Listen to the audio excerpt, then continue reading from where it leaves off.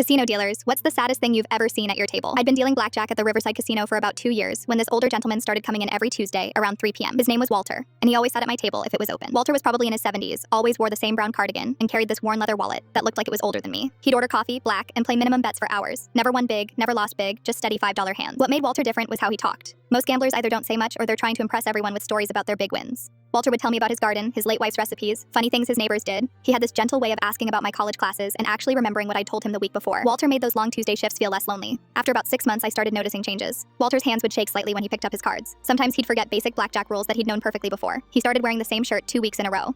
One Tuesday, Walter seemed more confused than usual. He kept asking what the minimum bet was, even though I'd told him 3 times already. When he tried to tip me, he pulled out this crumpled envelope instead of his wallet. The envelope had electric bill written on it in shaky handwriting. Inside was $68 in small bills. I gently told him he'd grabbed the wrong thing, and his face went completely red with embarrassment. That's when he started crying right there at the table. Not loud sobbing, just quiet tears rolling down his cheeks. He whispered, "I don't know why I keep forgetting things." I stopped the game and sat down next to him. Asked if he had family I could call. Walter told me his daughter lived in California, but they hadn't spoken in 2 years after some argument he couldn't remember clearly. His wife had died 3 years ago, and these Tuesday casino visits were the only social interaction he had all week. He'd been living on Social Security and a tiny pension, barely scraping by. The worst part was what he told me next. Walter had been coming to the casino because he thought if he could just win a few $100s, he could afford to fly to California and apologize to his daughter in person. He missed her so much it was killing him, but he was too proud to call and admit he needed help. So instead, he'd been gambling away his grocery money every week, hoping to get lucky. I realized that Walter probably had early-stage dementia, the memory issues, the confusion, the repetitive questions. He was losing his mind slowly and trying to gamble his way out of loneliness. That night after my shift, I couldn't stop thinking about Walter. I looked up his daughter online and found her Facebook page. She was a teacher in San Diego, married with 2 kids. Her profile picture showed a happy family, but there were no photos of Walter anywhere. I spent an hour writing her a message, explaining who I was and describing her father's situation. How he came in every week, how he talked about her constantly, how he was struggling with memory problems. I told her about the electric bill mix-up and how he'd been gambling to try to afford a plane ticket to see her.